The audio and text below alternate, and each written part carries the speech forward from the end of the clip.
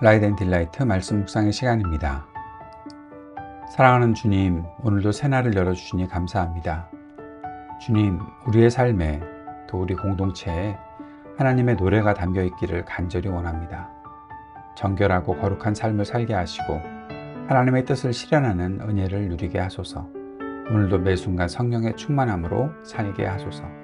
예수님 이름으로 기도드립니다. 아멘.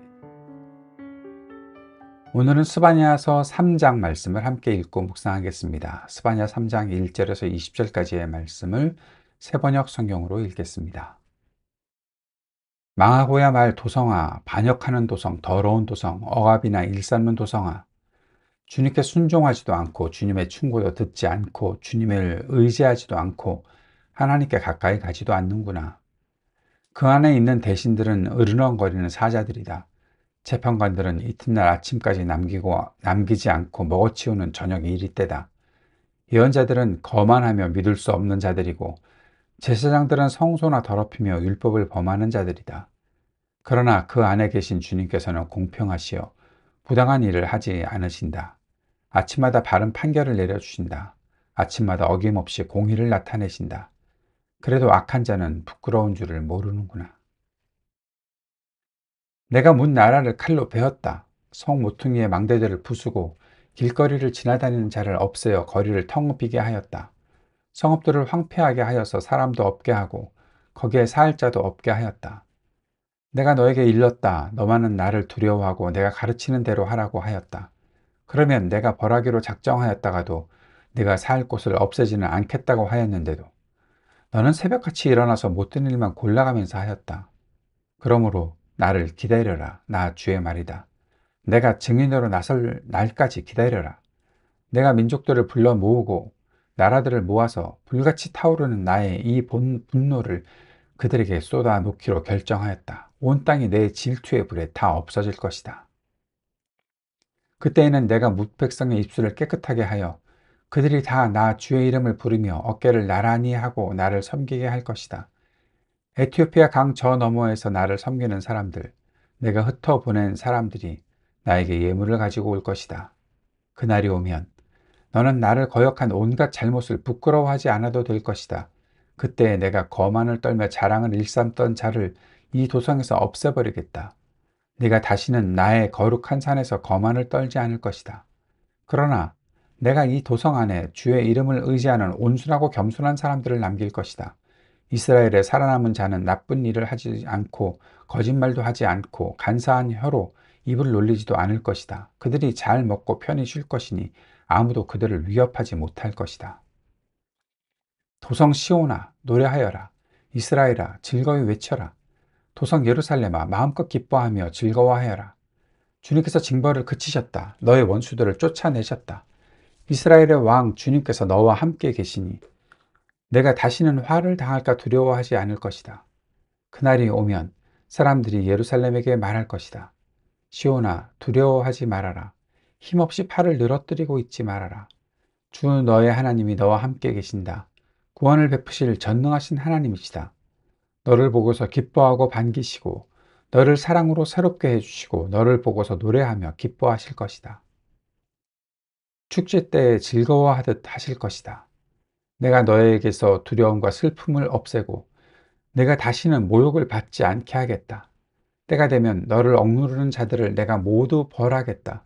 없어진 이들을 찾아오고 흩어진 이들을 불러 모으겠다. 흩어져서 사는 그 모든 땅에서 부끄러움을 겪던 나의 백성이 칭송과 영예를 받게 하겠다. 그때가 되면 내가 너희를 모으겠다. 그때 내가 너희를 고향으로 인도하겠다. 사로잡혀 갔던 이들을 너희가 보는 앞에서 데려오고 이 땅의 모든 민족 가운데서 너희가 영예와 칭송을 받게 하겠다. 나 주가 말한다. 아멘. 정죄의 한가운데서 들려오는 노래, 바로 스바냐서입니다. 심판으로 시작해서 노래로 끝나는 책이 바로 스바냐서죠. 스바냐서는 여호와의 날이라는 가장 무거운 주제로 시작했습니다. 1장에서 모든 피조세계에 덮치는 심판으로 선포되었고 2장에서는 겸손한 자와 여호와께 피하는 자에게 남은 자의 소망이 열리는 장면이 있었습니다. 그리고 마침내 3장에 이르러서 하나님은 심판의 먼지 속에서 새로운 노래를 들려주십니다. 스바냐서 3장은 심판에서 기쁨으로, 부패한 도성에서 새 예루살렘으로, 하나님의 책망에서 하나님의 노래로 넘어가는 장입니다. 오늘 우리는 그 전환의 자리에서 하나님이 우리에게 주시는 복음의 목소리를 다시 듣고자 합니다. 3장 1절에서 7절까지 부패한 도성의 모습이 나타나 있습니다. 하나님께 가까이 있는 자들이 하나님께 가까이 하지 않을 때, 하나님께 가까이 하려 하지 않을 때, 3장은 매우 어두운 장면에서 시작하고 있습니다. 패역하고 더럽고 포악한 성읍, 그 성읍을 부르면서 시작하죠. 이 도성 예루살렘, 하나님의 백성의 도시입니다. 그들은 하나님을 가까이에서 섬겼다고 말합니다. 하나님의 말씀도 하나님의 성전도 모두 그들 가운데 있었습니다. 그런데 2절에서 그렇게 말씀하십니다. 이 도시는 그 누구의 목소리도 듣지 않고 징계를 받아들이지 않는다. 여호와를 의지하지도 않고 자신이 하나님께 다가가지도 않는다.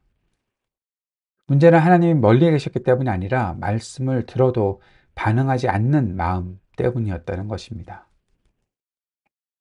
우리의 신앙 현실도 혹시 그렇지 않을까요?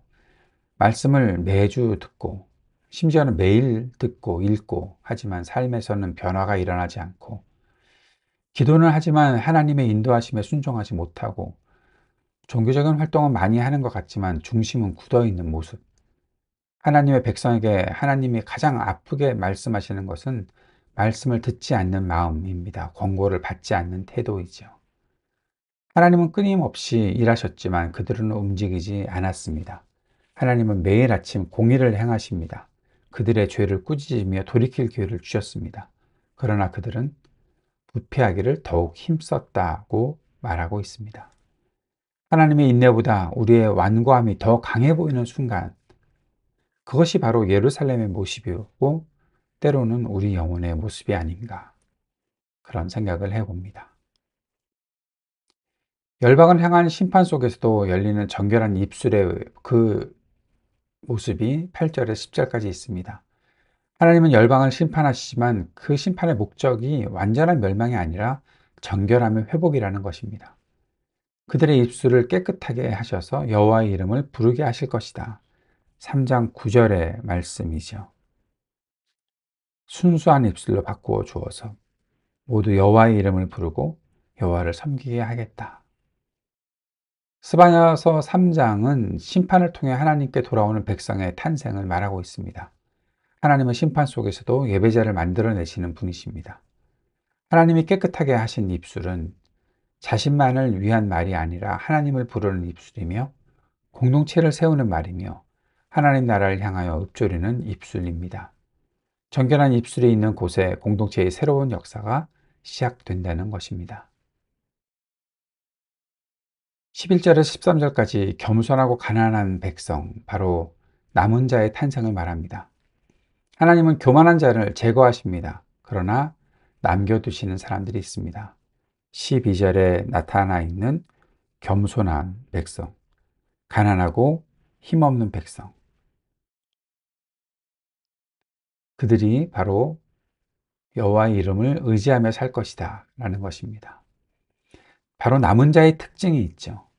교만하지 않고 거짓과 속임이 없고 평안과 안전한 가운데 거한다는 것입니다. 하나님이 기뻐하시는 공동체의 기초는 능력이 아니라 겸손입니다. 내가 많은 것을 가졌다가 아니라 내가 지금도 하나님을 바라보고 있다.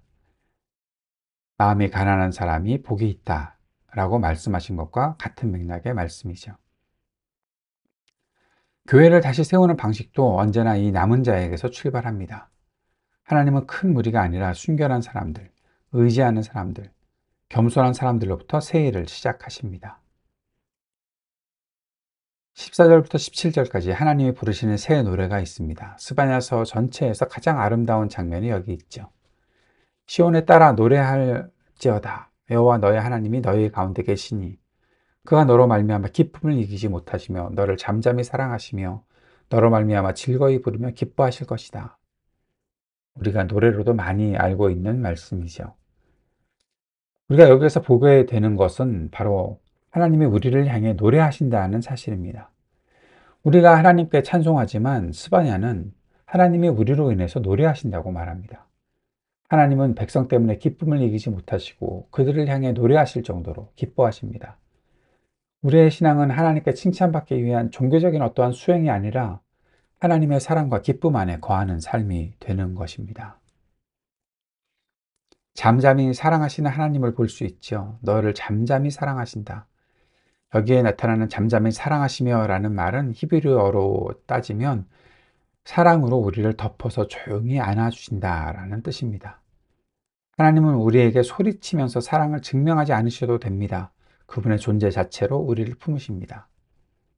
말로 하는 것이 아니라 가까이 품에 안아주신다라는 것이요. 16절에서는 두려움을 제거하신다라고 말씀하고 있죠. 시온아 두려워하지 말아라. 너희 손을 늘어뜨리지 말아라. 두려우면 공동체를 마비시키죠. 그러나 하나님의 임재는 손을 다시 들게 만듭니다. 하나님의 노래는 절망한 사람들을 다시 일으키는 힘입니다. 18절에서 20절까지 하나님의 복구 프로젝트가 나타나는 것이라고 보게 됩니다. 스바냐는 마지막 절에서 하나님의 회복을 선언합니다. 하나님은 슬픈 자를 모으시고 상한 자를 구원하시고 수치를 돌이키시고 칭찬과 명성을 얻게 하십니다. 스바냐서의 마지막은 부끄러움이 영광으로 뒤집히는 장면으로 끝나는 것이죠. 하나님의 심판은 하나님의 백성을 무너뜨리기 위한 것이 아니었습니다. 그들을 정결하게 하여서 다시 세우기 위한 시작이었습니다. 몇 가지 정리해 봅니다. 심판을 두려워하는가 아니면 심판을 통하여 새로워지는가? 이런 질문을 던져볼 수 있겠지요. 스바냐서의 심판은 파괴가 아니라 정화입니다. 하나님은 우리 안에 교만, 거짓, 불순종을 흔들어 깨우십니다. 우리가 지금 겪는 위기, 관계의 갈등, 삶의 무너짐 또한 파괴가 아니라 정결하게 하시는 하나님의 과정일 수 있다는 것입니다. 정결한 입술은 우리 공동체에 어떤 변화를 만들 것인지도 질문해 봅시다. 비난 대신 중보, 비교 대신 감사, 자기 과시 대신 고백, 절망의 말 대신 복음의 말로 변화가 일어나야 합니다. 결국 정결한 입술은 공동체의 분위기를 바꾸고 상한 자를 회복시키고 교회를 남은 자 공동체로 세워간다는 것입니다. 우리를 기뻐하시는 하나님의 노래를 믿으십니까? 하나님이 노래하신다는 사실을 믿을 때 신앙은 의무가 아니라 기쁨이 됩니다. 예배는 부담이 아니라 쉼이 됩니다.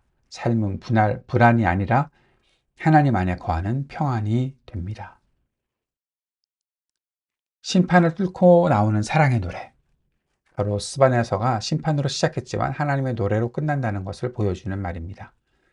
우리의 신앙 여정이 때로 어둡고 무거워 보일지라도 하나님은 우리 안에서, 우리 공동체 안에서 여전히 새 노래를 준비하고 계십니다. 여호와 너의 하나님이 너희 가운데 계시니 그가 너로 말미암아 기쁨을 이기지 못하신다.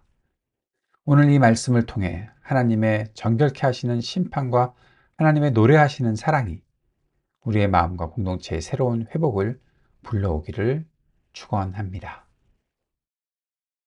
주님께서 가르쳐 주신 기도 함께 드리겠습니다. 하늘에 계신 우리 아버지, 아버지의 이름을 거룩하게 하시며 아버지의 나라가 오게 하시며 아버지의 뜻이 하늘에서와 같이 땅에서도 이루어지게 하소서. 오늘 우리에게 일용할 양식을 주시고 우리가 우리에게 잘못한 사람을 용서하여 준 것 같이 우리 죄를 용서하여 주시고 우리를 시험에 빠지지 않게 하시고 악에서 구하소서. 나라와 권능과 영광이 영원히 아버지의 것입니다. 아멘.